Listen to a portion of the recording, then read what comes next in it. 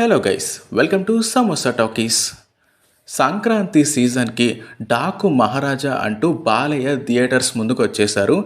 ఇంకా లేట్ చేయకుండా ఈ మూవీ రివ్యూలోకి వెళ్తే,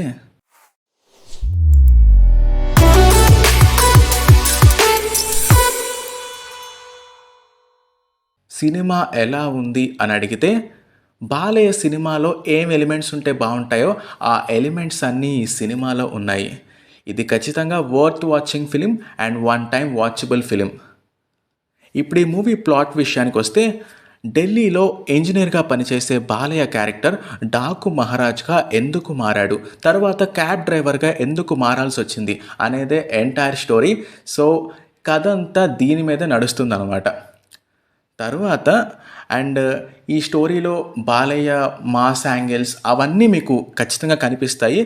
సో ఇంకా మీరు బాలయ్య సినిమాలు చూస్తే కనుక మీకు బాలయ్య సినిమాల్లో అసలు ఏమేమి ఎలిమెంట్స్ ఉంటాయో ఆ ఎలిమెంట్స్ అన్నీ ఈ సినిమాలో ఉండడం వల్ల కొంత మూవీ రొటీన్ అని అనిపిస్తుంది. సో ఇంకొంచెం డిఫరెంట్గా ప్రజెంట్ చేయాలని అనుకున్నారు, కానీ అదంత వర్కౌట్ అవ్వలేదు. అండ్ ఇంకా బాలయ్య కాకుండా ఈ సినిమాలో హైలైట్ అయిన క్యారెక్టర్స్ ఏంటంటే ప్రజ్ఞా జైస్వాల్ అండ్ ఇంకా విలన్ బాబీ డియోల్. ఎందుకంటే యానిమల్ మూవీ చూస్తుంటే మీకు అర్థమైపోయింది బాబీ డియోల్ ఈ మూవీలో కూడా ఎందుకు హైలైట్. అండ్ ఈ మూవీకి ఇంకా ప్లస్ ఏంటంటే technical aspects. So Balayya cinema అంటే ఆబ్వియస్లీ ప్రొడక్షన్ వాల్యూస్ సూపర్గా ఉంటాయి. సినిమాటోగ్రఫీ కానీ ఫైట్ కంపోజిషన్ కానీ చాలా బాగుంది. అండ్ డైరెక్టర్ బాబీ బాలయ్యని కొంచెం డిఫరెంట్ వేలో చూపించడానికి ట్రై చేశాడు. సో దానికి అప్రిషియేట్ చేయొచ్చు. కానీ ఏంటంటే అంత ట్రై చేసినా సరే ఆ రేంజ్ అవుట్పుట్ రాలేదు అని చెప్పచ్చు.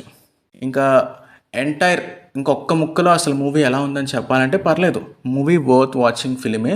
మీకు ఈ సంక్రాంతి సీజన్లో మీకు టైం దొరికితే ఖచ్చితంగా థియేటర్కి వెళ్ళి డాకు మహారాజ్ సినిమాని వాచ్ చేయండి. మీరు ఈ సినిమాని చూస్తుంటే మీకు ఈ సినిమా ఎలా అనిపించిందో కింద కామెంట్స్లో చెప్పండి. అలానే ఈ వీడియోని లైక్ చేయండి, షేర్ చేయండి, సమోసా టాకీస్ ఛానల్ని సబ్స్క్రైబ్ చేసుకోండి. వెళ్ళిపోయే ముందు మా టీం అంతా మీకు ఒకటి కన్వే చేయాలనుకుంటున్నాం.